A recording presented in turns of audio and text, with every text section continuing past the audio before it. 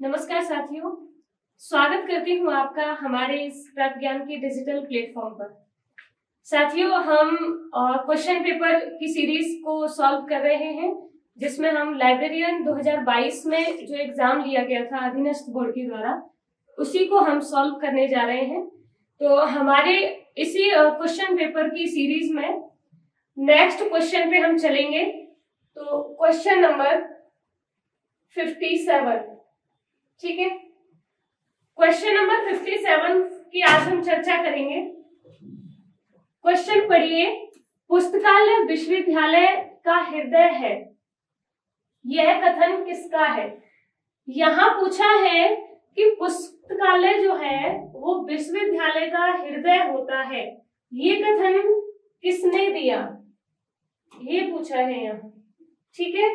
तो आप लोग इसका आंसर दें। देखिए, इसमें जो ऑप्शंस दिए हुए हैं वो ऑप्शन है option number A, B, C and D, ठीक है।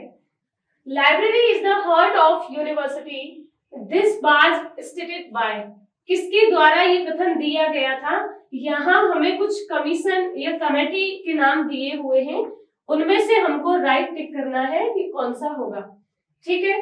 ऑप्शन नंबर ए में है रंगनाथन रिव्यू कमेटी, दूसरा है कोठारी कमीशन, तीसरा है Sinha committee, then Radhakrishnan commission, ठीक है। आपको बताना है कि पुस्तकालय विश्वविद्यालय का हृदय होता है, ये कथन किसके द्वारा दिया गया था। देखिए, एक व्यक्ति का अगर यहाँ नाम पूछते तो हम व्यक्ति का नाम अलग से देते जिन्होंने ये कथन दिया था। मेरे ख्याल से पता होगा आप सब लोगों को, सीडी देशमुख नाम के एक व्यक्ति थे जिन्होंने ये कथन दिया था कि पुस्तकालय विश्वविद्यालय का हृदय स्थल होता है, ठीक है। सबसे पहले हम बात करें तो विद्यालय में पुस्तकालयों का एक बहुत महत्व होता है, ये राधा कृष्णन आयोग के द्वारा समझाया गया था, ठीक है। राधा कृष्णन आयोग का गठन कब किया गया? 1948 में किया गया था। 1948 में राधा कृष्णन आयोग का गठन किया गया था, ठीक है। उन्होंने शैक्षणिक संस्थानों में पुस्तकालय की एक अहम भूमिका बताई थी कि पुस्तकालय का कितना महत्व होता है एक विद्यालय में या महाविद्यालय में या विश्वविद्यालय में, ठीक है। विश्वविद्यालय ग्रंथालय के उद्देश्यों को, विद्यार्थियों को, अध्यापकों को या शोधार्थियों को, इन सभी की जरूरतों को पूरा करने के लिए ही एक पुस्तकालय की व्यवस्था एक विद्यालय में या शैक्षणिक संस्थानों में की जाती है, ठीक है। ये सीडी देशमुख जो नाम के व्यक्ति थे, एक बार मैं यहाँ लिख देती हूँ, सीडी देशमुख जो नाम के व्यक्ति थे, उन्होंने इस प्रकार का एक कथन दिया था कि पुस्तकालय विश्वविद्यालय का हृदय स्थल होता है, ठीक है। दिल्ली विश्वविद्यालय के ये कुलपति थे सीडी देशमुख, इन्होंने पुस्तकालय को परिभाषित करते हुए ही ये कथन दिया था, ठीक है। लेकिन यहाँ किसी व्यक्ति का नाम नहीं पूछा, यहाँ पूछा है कमीशन में से किस कमीशन ने ये सिफारिश की थी, या फिर ये जो कथन लिखा है ये कौन से कमीशन के द्वारा लिखा गया था, ठीक है। तो यहाँ जो आंसर टिक होगा वो राधा कृष्णन आयोग होगा, राधा कृष्णन कमीशन होगा। इन्होंने इस कमीशन ने ये कथन दिया था कि पुस्तकालय जो है वो विश्वविद्यालय का हृदय स्थल होता है। यहाँ इसी कमीशन की बात क्यों करी गई है? क्योंकि सबसे पहले पुस्तकालयों की जो महत्वता जो समझाई गई थी वो राधा कृष्णन आयोग द्वारा ही समझाई गई थी। क्लियर हुआ? मेरे ख्याल से सारे स्टूडेंट्स को ये क्वेश्चन क्लियर हुआ होगा। यहाँ कोठारी कमीशन नहीं होगा आंसर, रंगनाथन रिव्यू कमेटी नहीं होगा, सिन्हा कमेटी भी नहीं होगा। यहाँ जो टिक होगा वो राधा कृष्णन कमीशन होगा, जिसका गठन 1948 में किया गया था। क्लियर हुआ?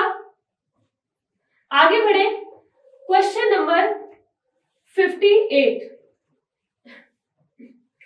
ठीक है। क्वेश्चन नंबर 58, इसकी हम चर्चा करेंगे। तो आप लोग क्वेश्चन को पढ़िए।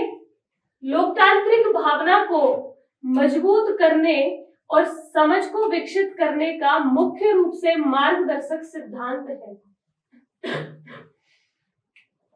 आप लोग बताइए। Developing of understanding and strengthening of democratic spirit is primarily the guiding principle of a. आपको टिक करना है, ऑप्शंस में से टिक करिए।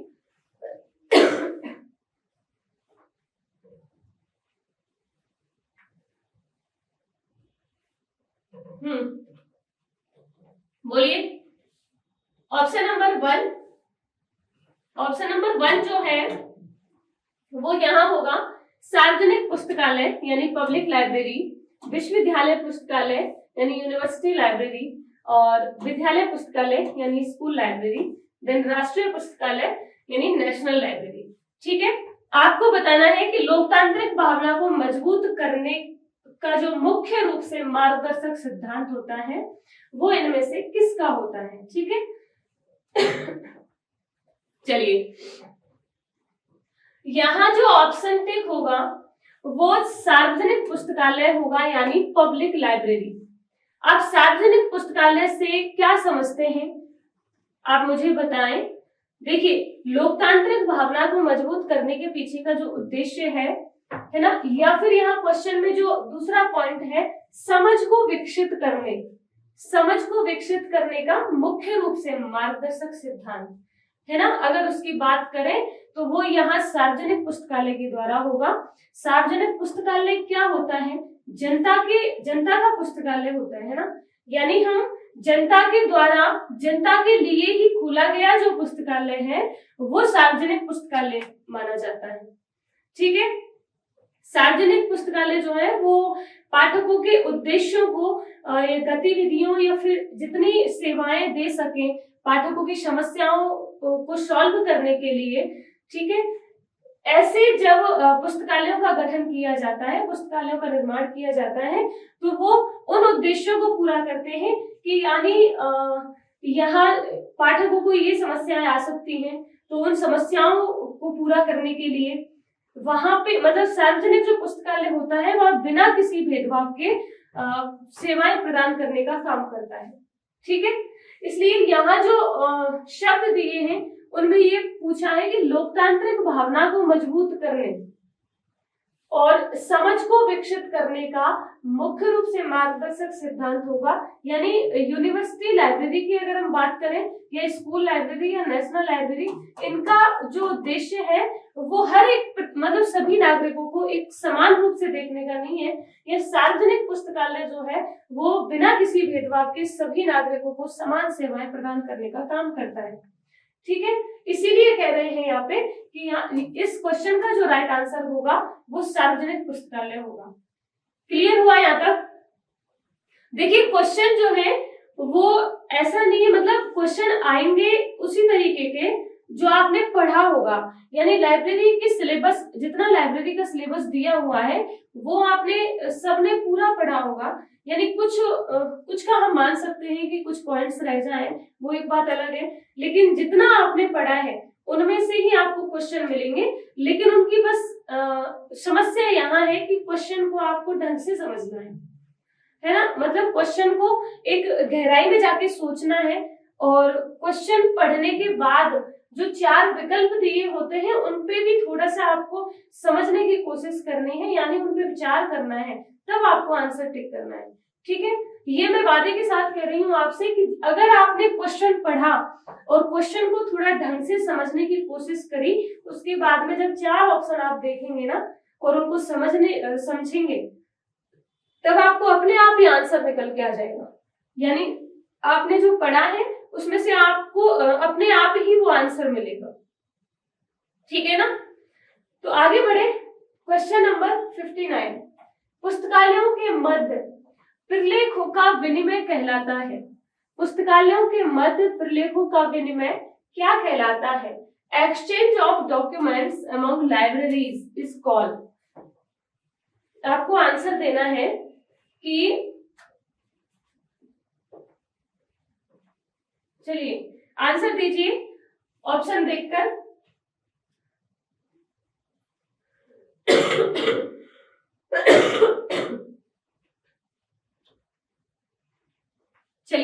आंसर दीजिए आप कि ऑप्शन नंबर ए जो है वो है पुस्तकालय नेटवर्किंग, यानी लाइब्रेरी नेटवर्किंग, संसाधन सहभागिता, रिसोर्स शेयरिंग, परिसंचरण सेवा इन सर्कुलेशन सर्विस एंड अंतर पुस्तकालय ऋण यानी इंटर लाइब्रेरी लोन। देखिए क्वेश्चन जो 59 जो क्वेश्चन है उसमें ये पूछा है कि पुस्तकालयों के मध्य अगर प्रलेखों का विनिमय कराएं तो वो क्या कहलाता है, यानी इनमें से वो कौन सी सेवा कहलाती है। ठीक है, वो किस श्रेणी के अंतर्गत आती है ये यहाँ पूछा है। अब आप लोग देखिए इनमें से 4 विकल्प जो दिए हैं इनमें से आप मुझे ये बताएं कि आप इन चारों विकल्प को आपने पढ़ा है कि पुस्तकालय में मतलब बुक्स का या फिर जितने भी यहाँ पे एक पुस्तकालय में जितनी सामग्री होती है अगर उसको हम एक्सचेंज करें किसी दूसरे पुस्तकालय से तो उसे हम किस रूप में देख सकते हैं, पुस्तकालय नेटवर्किंग के रूप में या फिर संसाधन सहभागिता के रूप में या परिसंचरण सेवा या अंतर पुस्तकालय ऋण। ठीक है, मेरे ख्याल से यहाँ इन ऑप्शंस को अगर आप ढंग से समझेंगे तो आपने कुछ इस वाले विकल्प में और इस वाले विकल्प में आप कंफ्यूजन की स्थिति में होंगे, है ना। तो देखिए क्यों है, उसके पीछे का जो रीजन है वो संसाधन सहभागिता जो है ना वो जिस काम को कर रही है उसे हम अंतर पुस्तकालय ऋण के रूप में भी समझ सकते हैं। ठीक है, यानी यहाँ जो पुस्तकालय के मध्य पुस्तकों या प्रलेखों का जो विनिमय होता है उसे हम संसाधन सहभागिता और अंतर पुस्तकालय ऋण दोनों के रूप में जान सकते हैं। क्वेश्चन को बोर्ड के द्वारा यहाँ डिलीट किया गया था। ठीक है, और डिलीट करने के पीछे का जो रीजन था वो यही था कि यहाँ 2 ऑप्शन जो थे वो एकदम राइट आंसर दे रहे थे। ठीक है ना, तो जो संसाधन सहभागिता होती है और अंतर पुस्तकालय ऋण होता है, इनके तहत किसी भी पुस्तकालय में पाठकों द्वारा मांगी गई सामग्री उपलब्ध करवाई जा सकती है। ठीक है, यानी जैसे मान लो मैंने एक लाइब्रेरी में जाके किसी पुस्तक की वो करी कि मुझे ये पुस्तक चाहिए। ठीक है, अब उस पुस्तकालय में वो पुस्तक उपलब्ध नहीं है, तो ऐसी स्थिति में पाठक को निराश ना किया जाए, इसीलिए वह पुस्तकालय अपने लेवल पे किसी दूसरे पुस्तकालय से उस पुस्तक को मंगवा सकता है और पाठक की जरूरत को पूरा कर सकता है। ठीक है, ये होता है संसाधन की सहभागिता करना, यानी संसाधन की साझेदारी करना। ठीक है, हम इस रूप में इसे जान सकते हैं। क्लियर हुआ? मेरे ख्याल से सारे स्टूडेंट समझ पाए होंगे। ठीक है ना, यानी किसी पुस्तकालय में अगर कोई संसाधन उपलब्ध नहीं है तो उसे किसी दूसरे पुस्तकालय से वो साधन उपलब्ध करवा के हम पाठक की जरूरतों को पूरा कर सकते हैं। ठीक है ना, तो एक पुस्तकालय किसी दूसरे पुस्तकालय के साथ मिलकर संसाधन को साझा कर सकता है, ये संसाधन सहभागिता या संसाधन की साझेदारी होता है। ठीक है, क्लियर हुआ ना यहाँ तक? इसीलिए बोर्ड के द्वारा इस क्वेश्चन को डिलीट किया गया था, और यहाँ डिलीट करने के पीछे का जो रीजन था वो 2 ऑप्शन की एक साथ होना, यानी कि दोनों ही आंसर जो है वो राइट माने जाएंगे। ठीक है ना, क्योंकि यहाँ जो क्वेश्चन में पूछा है वो पुस्तकालयों के मध्य प्रलेखों का विनिमय कहलाता है। विनिमय जो शब्द दिया वो अंतर पुस्तकालय ऋण के लिए भी आता है और संसाधन सहभागिता के लिए भी आता है। क्लियर हुआ ना? चलिए नेक्स्ट क्वेश्चन पे बढ़े, तो क्वेश्चन नंबर 60। ठीक है, क्वेश्चन नंबर 60 आप लोग पढ़े। AACR2 कोड के अनुसार पुस्तक के आकार को भौतिक विवरण क्षेत्र में निम्नलिखित में से किस चिन्ह द्वारा प्रदर्शित किया जाता है? चलिए आप लोग बताएं कि क्वेश्चन नंबर 60 में यहाँ Anglo American cataloguing rules second की बात करी है, यानी AACR2 कोड के अनुसार पुस्तक के आकार को भौतिक विवरण क्षेत्र में निम्नलिखित में से किस चिन्ह द्वारा प्रदर्शित किया जाता है? The size of the book in physical description area is preceded by which of the following AACR2 code? ठीक है, यहाँ जो ऑप्शन दिए हैं वो कुछ चिन्ह के दिए हैं, यानी कॉलन, सेमीकोलन, पूर्ण विराम और कॉमा। ठीक है, ये यहाँ ऑप्शंस दिए हैं, आप लोग ध्यान रखें।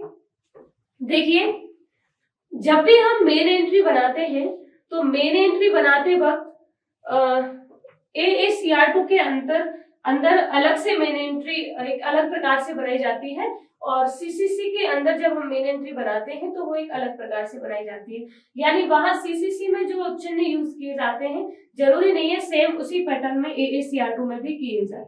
ठीक है, तो यहाँ जो इनका पैटर्न है वो हम समझेंगे।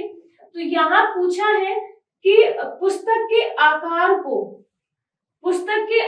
को भौतिक विवरण क्षेत्र में लिखा जाता है। देखिए, भौतिक विवरण क्षेत्र में फिजिकल डिस्क्रिप्शन, जब भी हम AACR2 में जब मेन एंट्री बनाते हैं, देखिए AACR2 में जब हम मेन एंट्री बनाते हैं ना, तो मेन एंट्री बनाने में कुछ 4 पार्ट्स में उसे हम बनाते हैं। ठीक है, अब वो 4 पार्ट्स कौन कौन से हैं? 4 पार्ट्स अगर हम समझें तो पहला जो हम बात करें AACR2 में, पृष्ठ संख्या दी हुई होती है ना, पृष्ठ संख्या होती है एक तो पहला। दूसरा कौन सा होता है? सबसे पहले जब हम फिजिकल डिस्क्रिप्शन में लिखते हैं, मैं यहाँ लिखी दे रही हूँ, फिजिकल डिस्क्रिप्शन का लिख रहे हैं हम, ठीक है, भौतिक विवरण में, तो यहाँ पृष्ठ संख्या सबसे पहले लिखा जाता है। ठीक है, उसके बाद में पुस्तक का आकार लिखा जाता है।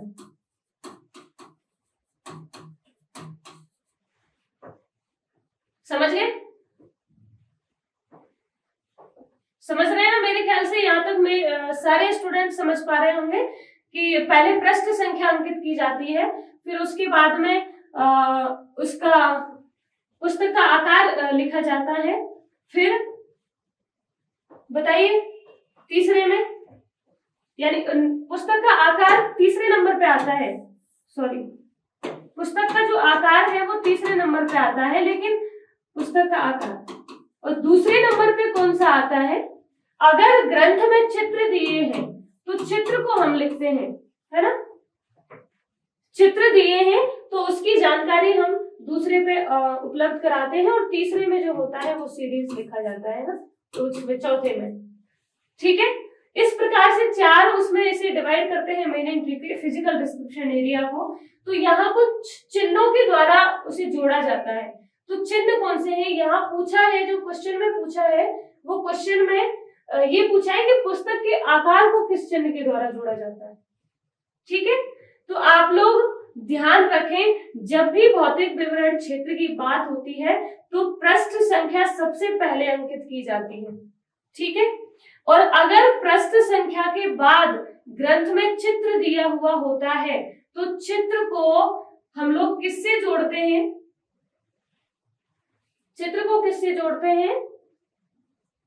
कोमा लगाकर तो हम प्राकृतिक संख्या या n वगैरह जैसे उसे जोड़ते हैं कोमा लगाकर, और चित्र को हम सेमीकोलन लगाकर। उसके बाद अगर ग्रंथ का आकार पूछे, पुस्तक का आकार पूछे, तो उसे भी हम सेमीकोलन लगाकर जोड़ते हैं। ठीक है, सेमीकोलन लगा के जोड़ते हैं। तो यहाँ जो आंसर होगा वो हमारा बी नंबर ऑप्शन जो है वो राइट होगा। ठीक है, जब भी ग्रंथ में चित्र दिए हुए हैं तो उसे हम सेमीकोलन से जोड़ते हैं, ग्रंथ के आकार को सेमीकोलन से जोड़ा जाता है। ठीक है, और आकार, जब ग्रंथ का आकार लिख दें तो आकार के बाद डॉट और डैश लगाकर किसमें? छोटे कोष्ठक में सीरीज को लिखा जाता है। ठीक है ना, डॉट डैश लगाकर छोटे कोष्ठक के अंतर्गत सीरीज को लिखा जाता है, यानी सर्कुलर ब्रैकेट के अंदर। क्लियर हुआ? अब देखिए, सीरीज भी दो तरीके से, अगर सीरीज ग्रंथ से ही ली गई है तो उसे छोटे कोष्ठक में, लेकिन अगर बाहर से ली गई है यानी किसी दूसरे सोर्स से सीरीज को लिया गया है तो AACR2 के अंतर्गत उसे बड़े कोष्ठक में लिखेंगे, यानी स्क्वायर ब्रैकेट में लिखेंगे। ठीक है ना, बताइए क्लियर हुआ यहाँ तक? बड़े कोष्ठक के अंतर्गत लिखा जाता है किसको? सीरीज अगर बाहर से ली गई है यानी अन्य सोर्सेस से ली गई है तो ऐसी स्थिति में सीरीज को बड़े कोष्ठक के अंतर्गत लिखा जाता है। क्लियर हुआ? फिर उसके बाद में सेमीकोलन लगाकर सीरीज की संख्या जोड़ दी जाती है। सेमीकोलन लगा के सीरीज की संख्या को जोड़ा जाता है, यानी जब भी AACR2 में जब मेन एंट्री बनाई जाती है तो वो इस प्रकार से बनाई जाती है। ठीक है ना, क्लियर हुआ यहाँ तक? मेरे ख्याल से सारे स्टूडेंट्स चिन्ह को समझ पाए होंगे कि AACR2 के अंतर्गत किस प्रकार से कौन से चिन्ह का प्रयोग किया जाता है। क्लियर हुआ? चले आगे बढ़े। क्वेश्चन नंबर 61, वह प्रणाली जिसमें मुख्य प्रविष्टि और अतिरिक्त प्रविष्टियां दस्तावेज के बारे में समान जानकारी ली जाती है को प्रणाली के रूप में माना जाता है। The system in which the main entry and added entry carry the same information about the document is known as system। यानी उस सिस्टम को हम क्या बोलेंगे इनमें से जिसमें मुख्य प्रविष्टि और अतिरिक्त प्रविष्टि जो है वो एक समान जानकारी प्रदान करें। ठीक है, ऐसे में हम उस प्रणाली को क्या कहेंगे ये पूछा है यहाँ। बहुपत्रक प्रणाली यानी मल्टीपल कार्ड, या फिर एकक पत्रक या फिर एकल पत्रक। देखिए एकल और एकक दोनों में अंतर है। एकक यानी यूनिट कार्ड और एकल यानी सिंगल कार्ड। एकीकृत पत्रक यानी इंटीग्रेटेड कार्ड। ठीक है, आपको इनमें से आंसर देना है। एकक पत्रक प्रणाली को इकाई पत्रक प्रणाली के रूप में भी जानते हैं, यूनिट कार्ड सिस्टम के रूप में जानते हैं। अच्छा, एकक पत्रक में क्या होता है? मुख्य प्रविष्टि और अतिरिक्त प्रविष्टि इनके दस्तावेजों के बारे में समान जानकारी प्रदान की जाती है एकक पत्रक के द्वारा। ठीक है ना, इस प्रणाली के जरिए मुख्य प्रविष्टि की क्या है उतनी ही प्रतियां तैयार की जाती हैं जितनी एडेड एंट्री बनाई जाए। ठीक है, यानी मुख्य प्रविष्टि की मेन एंट्री जब बनती है तो मुख्य प्रविष्टि की उतनी प्रतियां तैयार करवाई जाएंगी जितनी की एडेड एंट्री बनेंगी। ठीक है, और एडेड एंट्री बनेंगी उन सभी प्रतियों पे ऊपर एडेड एंट्री का शीर्षक द्वितीय हाशिए से लिखा जाता है। ठीक है ना, क्लियर हुआ यहाँ तक? जितनी अतिरिक्त प्रविष्टि बनानी होती है उन सभी उतनी ही प्रतियां मुख्य प्रविष्टि की तैयार करवाते हैं और उन सभी प्रतियों के अंदर अतिरिक्त प्रविष्टि का शीर्षक द्वितीय हाशिए से लिखना शुरू किया जाता है। क्लियर हुआ? तो यहाँ जो होगा वो कौन सी सिस्टम होगा? एकक पत्रक होगा। यानी एकक पत्रक जो है वो मुख्य प्रविष्टि और अतिरिक्त प्रविष्टि के दस्तावेजों के बारे में समान जानकारी प्रदान करता है। ठीक है ना, यहां से हमें एकक पत्रक से हमें समान जानकारी मिलती है। इकाई पत्रक इसीलिए उसे बोला जाता है यूनिट कार्ड सिस्टम।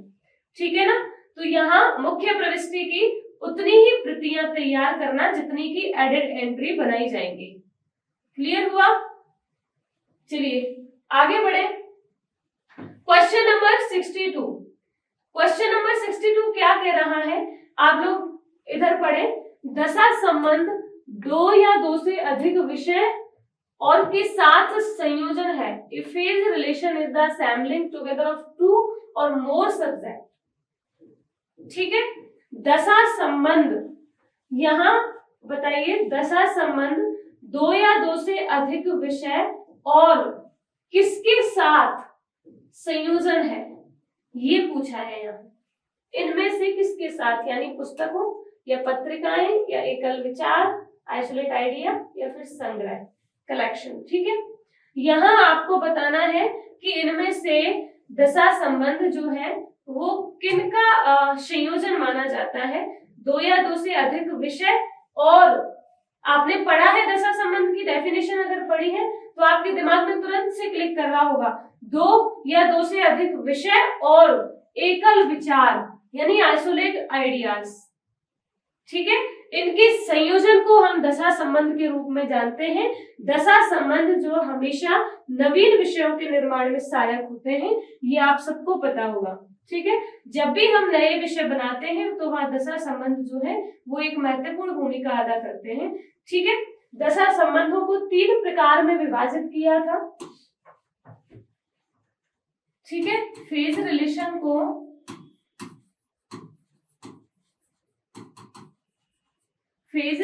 को तीन प्रकार में विभाजित किया था। कौन कौन से 3 प्रकार थे बताइए आप लोग। 3 प्रकार में विभाजित किया था, अंतः विषय दशा संबंध, अंतः पक्ष दशा संबंध और अंतः पंक्ति दशा संबंध, ठीक है। 3 प्रकार में इनको विभाजित किया गया था दशा संबंधों को, जिनमें इंट्रा सब्जेक्ट, इंट्रा फैसेट और इंट्रा एरे 3 मुख्य रूप से लिए गए, ठीक है। इंट्रा सब्जेक्ट,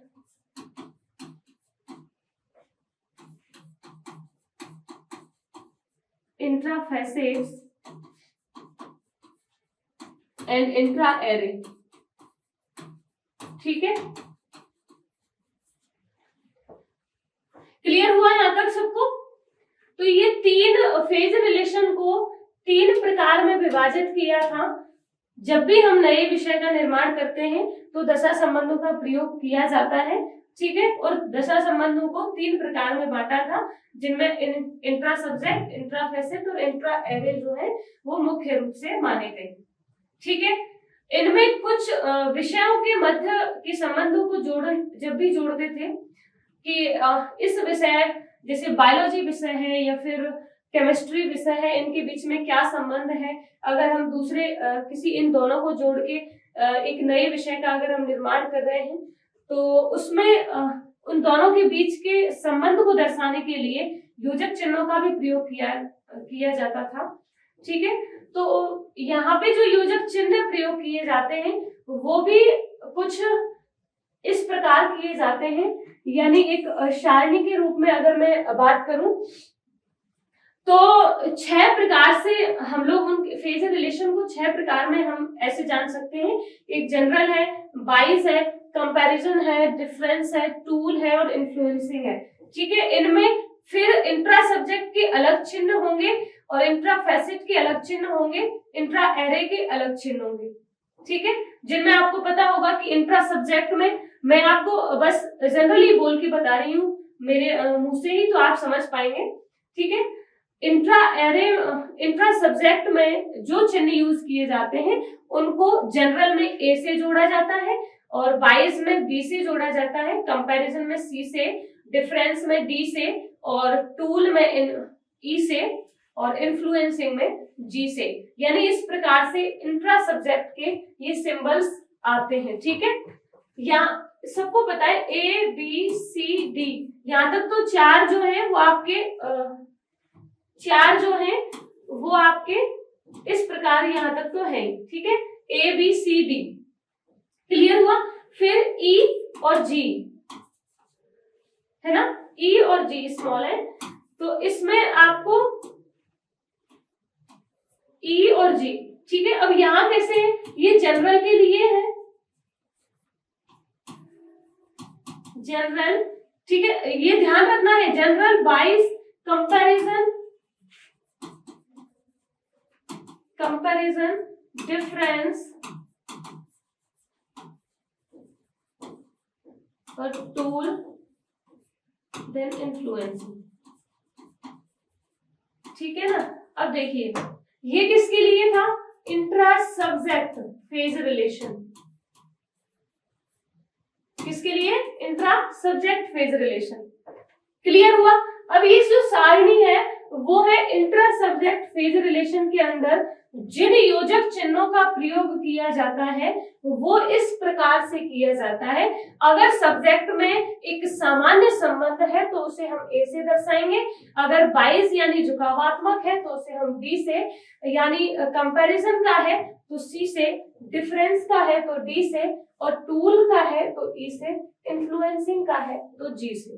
ठीक है, जब भी इंट्रा सब्जेक्ट की बात करेंगे तो उनमें इस तरीके के योजक चिन्हों का प्रयोग किया जाएगा। क्लियर हुआ? अगर इंट्रा फैसेट की बात करें, तो वो यही देखो, यही 6 संबंध होंगे। ठीक है, 6 संबंध तो आपने इसी प्रकार पढ़े हैं कि ये 6 संबंध है। अब इन 6 संबंधों को इंट्रा फैसेट में किन योजक चिन्हों से जोड़ा जाएगा? ठीक है, ये सीक्वेंस आप ये रखें और चिन्ह मैं आपके यहाँ पे लिख रही हूँ। क्लियर हुआ? ठीक है ना, चिन्ह मैं आपके यहाँ पे लिख रही हूँ ए बी सी डी ई और जी। ठीक है, ये हो गए इंट्रा सब्जेक्ट के। ठीक है, इंट्रा फैसेट के जे के, ठीक है ना, एम एन पी आर, ये हो गए इंट्रा फैसेट के जे के एम एन पी और आर, यानी ये जो संबंध है जनरल, बाइस, comparison, difference, tool, influencing, sequence को आपको यही रखना है और इनमें इस प्रकार से योजक चिन्हों का प्रयोग किया जाएगा। ठीक है ना, जे के एम एन पी और आर। ठीक है ना, अब इंट्रा एरे में अलग से योजक चिन्हों का प्रयोग किया जाता है। जब भी इंट्रा एरे के रिलेशन की बात करते हैं सब्जेक्ट बनाते वक्त, तो वहां योजक चिन्ह जो प्रयोग में होते हैं वो कुछ इस प्रकार से होते हैं। टी यू, स्मॉल में है ठीक है, T U V W X और वाई। क्लियर?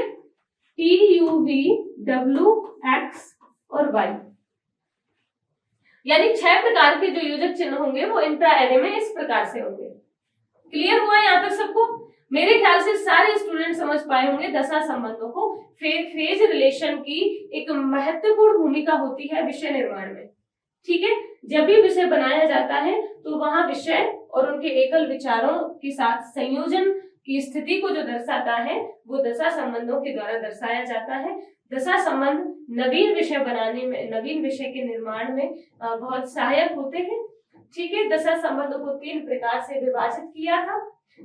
ठीक है, तीनों प्रकार हमने इस प्रकार से पढ़े। जब भी हम इन प्रकार से बनाते हैं, सब्जेक्ट बनाते हैं, तो वहां उनके संबंधों को दर्शाने के लिए योजक चिन्हों का प्रयोग किया जाता है और योजक चिन्हों का प्रयोग हम इस सीक्वेंस में करते हैं। ठीक है ना, क्लियर हुआ? आपको बस ये सीक्वेंस इसी पैटर्न में याद रखना है। आप मेरे साथ अपने मुंह से इसे एक बार फिर से बोलना। जब भी इंट्रा सब्जेक्ट की बात करते हैं तो हमारे पास जो सीक्वेंस होता है वो ए बी सी डी ई और जी। ठीक है, ये सीक्वेंस होता है जनरल, बाइस, comparison, difference, tool, influencing. Clear हुआ? आपको इसी पैटर्न में याद होना चाहिए। इंट्रा फैसेट की अगर बात करें तो जे के एम एन पी आर। ठीक है, और इंट्रा एरे की बात करें तो T U V W X और वाई। ठीक है, तबीयत थोड़ी लूज होने की वजह से बोल अच्छे ढंग से नहीं पा रही हूँ, समझ रहे?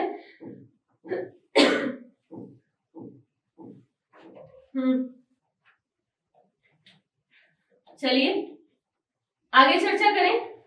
यहां तक 62 क्वेश्चन तक सबको समझ में आया होगा। आगे बढ़ेंगे। यहां हमने टिक कर लिया ना, हाँ, एकल विचार। ठीक है, 62 नंबर जो क्वेश्चन है उस पे हमने ऑप्शन सी जो है वो राइट माना है, यानी दशा संबंध जो है वो 2 या 2 से अधिक विषय और उनके एकल विचारों के मध्य जो संयोजन होता है वो दशा संबंध कहलाता है। ठीक है, एकल विचार, आइसोलेट आइडियाज। क्लियर हुआ? चलो आगे बढ़े। Question number 63। क्वेश्चन नंबर 63 क्या कह रहा है? देखिए, रंगनाथन द्वारा वर्गीकरण के गतिशील सिद्धांत डायनेमिक थ्योरी ऑफ क्लासिफिकेशन के कार्य को किन 3 स्तरों द्वारा जाना जाता है? What are the 3 planes of work which are recognized by Ranganathan for dynamic theory of classification? बताइए आप लोग कि रंगनाथन द्वारा वर्गीकरण के गतिशील सिद्धांत दिए गए, ठीक है, उन गतिशील सिद्धांतों के कार्य को कितने स्तरों में विभाजित किया था?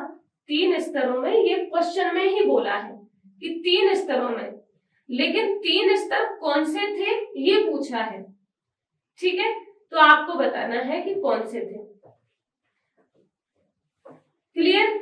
यहाँ इंग्लिश में भी हम लेके आए आपको कि इंग्लिश में आप इनका जान सकते हैं कि वैचारिक को आइडिया बोला जा रहा है, आइडियल, शाब्दिक को वर्बल, अंकन को नोटेशनल, ठीक है, वर्बल, ओरल, नोटेशनल, ये शाब्दिक मौखिक अंकन है, ये मौखिक शाब्दिक लिखित है, ये शाब्दिक लिखित और छपाई है, ठीक है।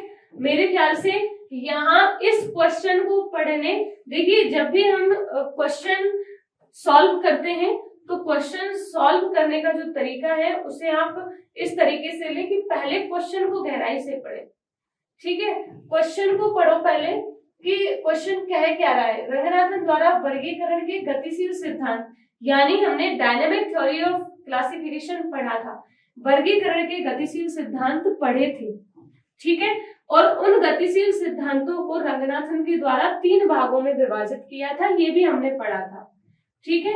यहाँ पूछा है कि वो 3 स्तर कौन से थे, ठीक है ना, 3 स्तर कौन से थे, वो यहाँ ऑप्शन में आपको तीनों स्तर के नाम याद करने की जरूरत नहीं है, आपने अगर पढ़ा है ना तो आप आंसर दे पाएंगे।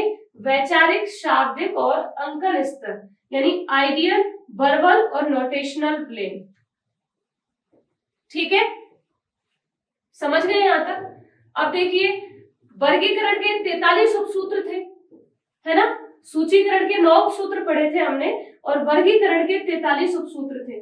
उन 43 उपसूत्रों में आइडियल प्लेन में कितने सूत्रों को रखा गया? 15 सूत्रों को, 15 उपसूत्र जो थे उनको आइडियल प्लेन के अंदर शामिल किया था रंगनाथन द्वारा, ठीक है। और वर्बल प्लेन के अंदर कितने थे? 4 उपसूत्रों को वर्बल प्लेन में शामिल किया था, क्लियर। और नोटेशनल प्लेन में कितने शामिल किए गए? 21 उपसूत्रों को नोटेशनल प्लेन में शामिल किया गया, ठीक है। कितने हो गए? 21 और 4 25 और 15 40 हो गए, ठीक है। अच्छा, 40 जो थे उनको तो इस प्रकार से विभाजित कर दिया, यानी 15 को आइडियल प्लेन में, 4 को वर्बल में और 21 को नोटेशनल में। लेकिन वर्गीकरण के तो हमने 43 उपसूत्र पढ़े थे, अब वो 3 उपसूत्र कहाँ है, ठीक है ना। तो 3 उपसूत्र जो थे वो 3 उपसूत्रों को वर्गीकरण के, पुस्तक वर्गीकरण के कार्यों के लिए किया गया था। वर्गीकरण में जब पुस्तक का वर्गीकरण किया जाता है तो उनमें उन 3 उपसूत्रों को लिया गया, ठीक है। पुस्तक वर्गीकरण में 3 जो उपसूत्र थे, 3 उपसूत्रों को पुस्तक वर्गीकरण में शामिल किया गया। क्लियर हुआ यहां तक सबको? 40 जो थे वो तो इस प्रकार लिए, आइडियल प्लेन में 15, वर्बल प्लेन में 4 और नोटेशनल प्लेन में 21। बाकी के 3 जो उपसूत्र थे वो पुस्तक वर्गीकरण में शामिल किए। इस प्रकार से वर्गीकरण के 43 उपसूत्र हमने पढ़े थे, ठीक है ना। तो यहाँ पूछा है कि रंगनाथन द्वारा वर्गीकरण के गतिशील सिद्धांत के कार्यों को 3 स्तरों में विभाजित किया, जो 3 स्तर वैचारिक, शाब्दिक और अंकन स्तर है, ठीक है ना। क्लियर हुआ यहां तक? आगे बढ़े। इस क्वेश्चन तक सभी को क्लियर हुआ ना? क्वेश्चन नंबर 64, किस कोड के अनुसार लेखक की जन्म तिथि को गोल ब्रैकेट द्वारा संलग्न किया जाता है? कोड के अनुसार लेखक की जन्म तिथि को गोल ब्रैकेट द्वारा संलग्न किया जाता है? यहाँ दिए हैं ALA कोड, CCC, AACR 1 और AACR 2। अच्छा, हमने जो मेन एंट्री बनाते हैं वो CCC के अंतर्गत बनती है, वो हमें सबको पता है। AACR 2 के अंदर जो बनती है वो भी पता है, ठीक है। यहाँ पूछा है कि जब लेखक की जन्म तिथि दी जाए तो उस जन्म तिथि को गोल ब्रैकेट के अंदर किस कोड के अंतर्गत लिखा जाता है, ये यहाँ पूछा है, ठीक है। अब देखिए, थोड़ा सा ध्यान देना कि AACR इसमें CCC में जब मेन एंट्री बनती है तो CCC में मेन एंट्री बनाते वक्त लेखक का जो, अच्छा सबको ये तो मालूम होगा ना कि शीर्षक अनुच्छेद में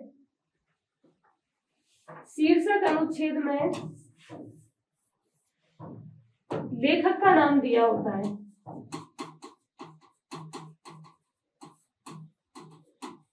ये तो पता होगा ना सबको,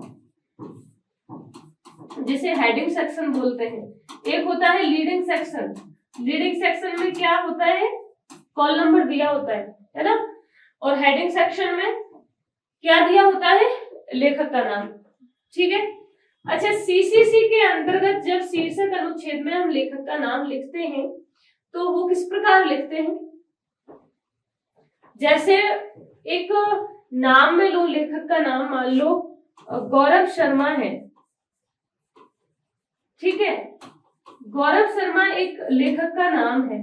अब इसे हम CCC के अंतर्गत मेन एंट्री के शीर्षक अनुच्छेद में लिखेंगे। इसको किस पैटर्न में लिखेंगे, जनरल थोड़ा सा बता रही हूं मैं आपको, उसको आप ध्यान देना। देखिए, जब भी CCC की मेन एंट्री में हम शीर्षक अनुच्छेद में हेडिंग सेक्शन में लेखक का नाम लिखते हैं तो वो इस प्रकार लिखते हैं। देखिए, गौरव शर्मा, हम पहले उसका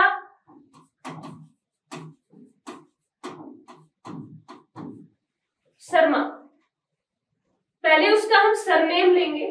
शर्मा जो है वो गौरव शर्मा में, शर्मा जो है वो यहाँ क्या है, सरनेम, ठीक है। अब सरनेम को हमने सबसे पहले कैपिटल लेटर्स में लिखना है, ठीक है, कैपिटल लेटर्स में लिखना है। उसके बाद ब्रैकेट लगाना है और गौरव का G कैपिटल रख के पूरा स्मॉल लेटर में गौरव नाम लिख देना है, यानी व्यक्ति का नाम लिख देना है, ठीक है। यहाँ पहले कुल नाम आएगा, फिर उनका मूल नाम आएगा। क्लियर हुआ? अब बताइए, अगर इसकी यहाँ दिया है, मान लो लेखक की जन्म वर्ष दे रखी है, पुस्तक में अगर लेखक का जन्म वर्ष दिया है तो उस जन्म वर्ष को यही CCC के अंतर्गत, समझ पा रहे हैं? जब भी हम क्लासिफाइड कैटलॉग कोड के अंदर लेखक का जन्म वर्ष लिखें तो लेखक के जन्म वर्ष को यही लेखक के नाम के बगल में ब्रैकेट लगाएंगे और उसमें उनकी जन्म वर्ष लिख देंगे। मान लो उनकी जन्म वर्ष है 1982, ठीक है। गौरव शर्मा 1982, तो जन्म वर्ष को हमने ब्रैकेट में लिखा किसके अंतर्गत, CCC की मेन एंट्री के अंतर्गत। क्लियर हुआ? जब हम क्लासिफाइड कैटलॉग कोड के अंतर्गत मेन एंट्री बनाते हैं तो उसके हेडिंग सेक्शन में लेखक के जन्म वर्ष को गोल ब्रैकेट के अंदर लिखते हैं, ठीक है। यहां तो हो गया हमें जो क्वेश्चन पूछा गया है उसका आंसर, ठीक है ना। अभी देखेंगे, अब क्या कह रहे हैं हम, AACR2 के अंदर क्या होगा, जैसे ये गौरव शर्मा नाम है उसे हम किस प्रकार लिखेंगे, पहले कुल नाम होगा,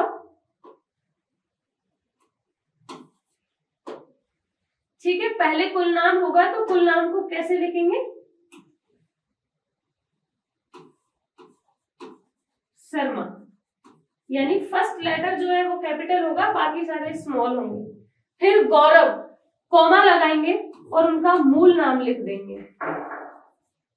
ठीक है, यहां ब्रैकेट के अंदर नहीं लिखना, AACR2 में ब्रैकेट के अंदर नहीं लिखना। क्लियर हुआ? यहां हमने क्या बोला, CCC के अंदर लिखेंगे पहले लेखक के कुल नाम को कैपिटल लेटर में और मूल नाम को ब्रैकेट के अंदर फर्स्ट लेटर कैपिटल होगा और बाकी स्मॉल होंगे। ठीक है ना, समझ पाए हैं?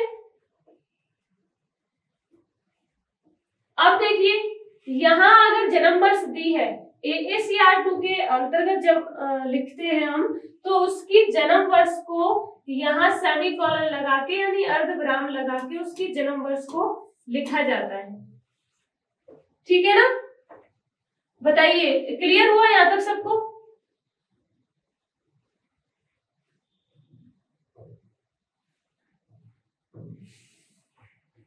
अब इस कंडीशन में देखो, यहां हमने जन्म वर्ष लिख दी, ठीक है। अगर मृत्यु वर्ष भी दे रखी है, लेखक की मृत्यु वर्ष भी दे रखी है, तो यहाँ इसी के अंदर ऐसे ये जो ब्रैकेट दिया है इसके अंदर ही हम यहाँ लेखक की मृत्यु वर्ष लिख देते हैं डैश लगाकर, या इसकी मृत्यु वर्ष लिखेंगे और ब्रैकेट बंद कर देंगे। ठीक है, और अगर इनका जैसे मान लो AACR2 के अंतर्गत अगर ये यहाँ पे दिया हुआ है मृत्यु वर्ष, तो यहाँ हम फिर से अर्धविराम लगाएंगे, अर्धविराम लगा के उनकी मृत्यु वर्ष लिख देंगे। ठीक है, इस प्रकार से AACR2 और CCC के अंतर्गत मेन एंट्री में हेडिंग सेक्शन में लेखक का परिचय इस तरीके से दिया जाता है।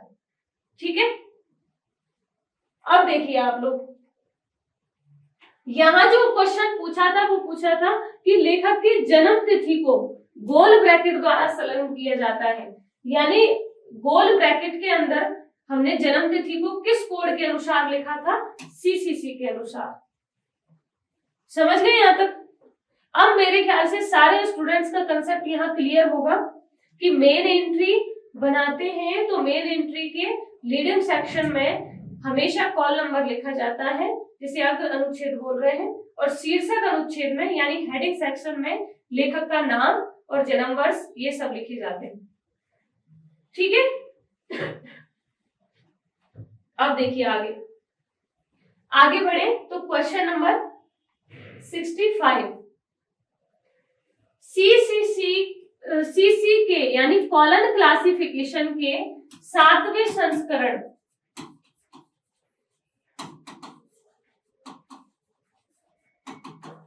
कॉलन क्लासिफिकेशन के 7वें संस्करण का प्रकाशन किसने किया? आपको बताना है कि CCC के अब तक 7 संस्करण प्रकाशित हो चुके हैं। किसने किए? CC कॉलन क्लासिफिकेशन पद्धति के रचयिता जो थे वो डॉक्टर एस आर रंगनाथन थे। ठीक है, अब तक उन्होंने 7 संस्करण प्रकाशित किए जा चुके हैं। उनमें जो 7वां संस्करण था वो किसके द्वारा प्रकाशित किया गया, इनमें से हमें आंसर देना है, यानी DRTC द्वारा या एशिया पब्लिशिंग हाउस द्वारा या इंस्टॉक स्केयर द्वारा या फिर शारदा रंगनाथन अंशदान द्वारा। ठीक है, आपको आंसर देना है कि किसके द्वारा CC के 7वें संस्करण का प्रकाशन किया गया था। इसका प्रकाशन, पहले संस्करण का प्रकाशन 1933 में हुआ था। मैंने एक दिन आपको इनकी वर्ष याद करवाई थी, 1933, 1939,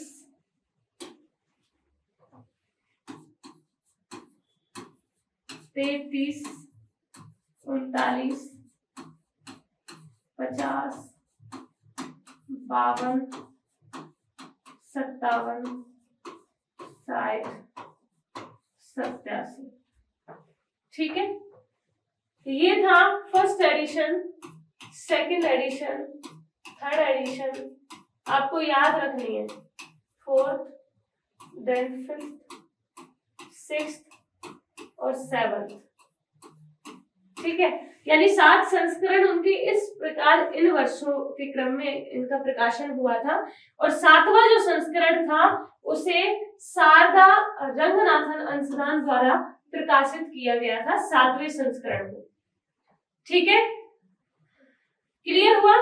अब तक सीसी के 7 संस्करण प्रकाशित हो चुके हैं, जिनका वर्ष का जो क्रम है वो हमने देख लिया, और 7वें संस्करण का प्रकाशन शारदा रंगनाथन अंशदान द्वारा किया गया था।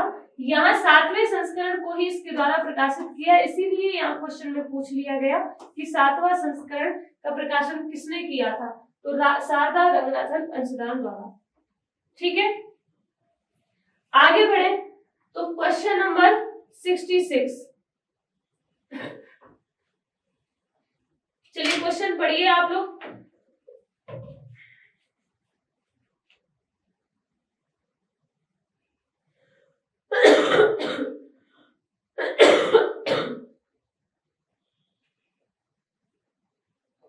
क्वेश्चन पढ़िए।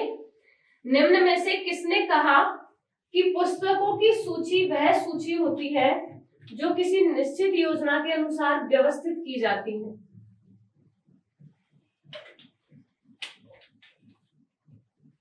बताइए, निम्न में से किसने कहा कि पुस्तकों की सूची वह सूची होती है जो किसी निश्चित योजना के अनुसार व्यवस्थित की जाती है? Who among the following said that catalog is a list of books which is arranged on some definite plane? ठीक है, यहां पूछा है, अब आपको आंसर देना है 4 ऑप्शंस में से। Doctor SR. Ranganathan, C.W. Save us और ए पैनर्जी, C.A. कटर। किसके द्वारा ये कहा गया था? पुस्तकालय सूची की परिभाषा अलग अलग विद्वानों ने अलग अलग प्रकार से दी है कि पुस्तकालय सूची क्या है। ये C.A. कटर ने अलग तरीके से कहा है, एस.आर. रंगनाथन ने इसको अलग प्रकार से परिभाषित किया है। ठीक है, J.D. ब्राउन ने इसे अलग प्रकार से परिभाषित किया था, S.G. एकर्स ने इसे अलग परिभाषा दी थी। तो यहाँ जो परिभाषा दी है वो पुस्तकों की सूची वह सूची होती है जो किसी निश्चित योजना के अनुसार व्यवस्थित की जाती है। ये परिभाषा किसने दी थी ये आपको बताना है। ठीक है, ये जो परिभाषा है वो C.A. कटर ने दी थी, समझ गए? C.A. कटर ने इस परिभाषा को दिया था और उन्होंने इस परिभाषा को अपनी पुस्तक थी उनकी rules for a dictionary catalogue. आप सभी ने इस पुस्तक का नाम सुना होगा, जिस पुस्तक का संबंध C.A. कटर से है, rules for a dictionary catalogue.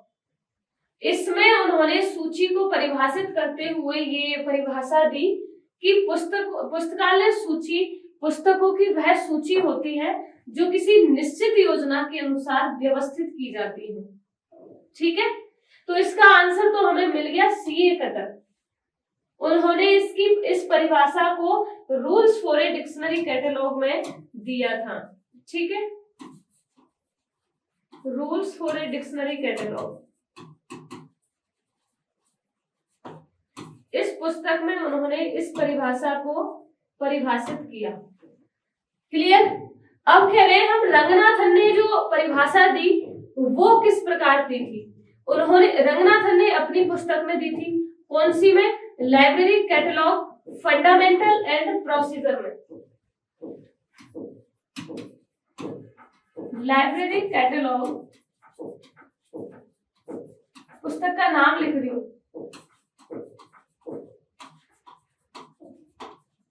Fundamental and procedure.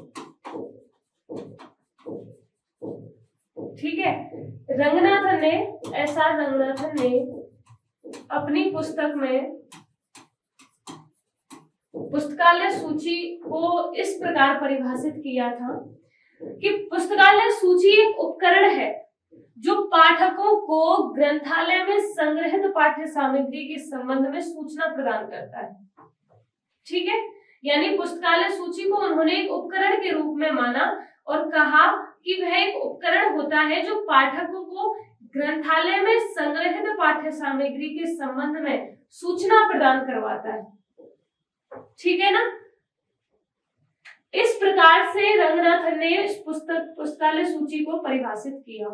ये भी आपको परिभाषा याद रखनी है क्योंकि अभी तो क्वेश्चन में सीए कटर के द्वारा जो परिभाषा दी गई वो पूछी गई थी। आगे कोई भी परिभाषा पूछ सकते हैं, तो आपको सभी को ध्यान रखना है, ठीक है। इस प्रकार से तैयार रहना है कि हमें कोई भी परिभाषा दे पुस्तकालय सूची से रिलेटेड, तो हम आंसर टिक कर पाए। जेडी ब्राउन ने उसे अलग प्रकार से परिभाषित किया, और जेडी ब्राउन ने कहा था कि पुस्तकालय सूची ग्रंथों तथा उनमें वर्णित विषय सामग्री खोजने के लिए एक सुव्यवस्थित व्याख्यात्मक या तर्कसंगत तालिका के रूप में, ठीक है। जेडी ब्राउन ने पुस्तकालय सूची को इस परिभाषा के रूप में परिभाषित किया था। दोबारा सुने तो पुस्तकालय सूची ग्रंथों तथा उनमें वर्णित विषय सामग्री खोजने के लिए एक सुव्यवस्थित व्याख्यात्मक तथा तर्कसंगत तालिका के रूप में होती है, ठीक है। इस प्रकार से उन्होंने इसे परिभाषित किया। एस.जी. एकर्स नाम के भी एक व्यक्ति थे, मैंने अभी जो बताई थी वो जेडी ब्राउन की बताई थी। जेडी ब्राउन ने उसे इस प्रकार परिभाषित किया था। एक थे एस.जी. एकर्स, ठीक है। एस.जी. एकर्स ने उसे अलग प्रकार से परिभाषित किया, और उन्होंने कहा कि पुस्तकालय सूची ग्रंथालय में उपलब्ध विभिन्न पाठ्य सामग्री की संक्षिप्त अनुक्रमणिका है। ये परिभाषा भी आपके लिए मोस्ट इंपोर्टेंट है। देखिए क्या है संक्षिप्त अनुक्रमणिका। संक्षिप्त अनुक्रमणिका नाम जो दिया, संक्षिप्त अनुक्रमणिका जो नाम दिया वो एस.जी. एकर्स ने दिया, ठीक है।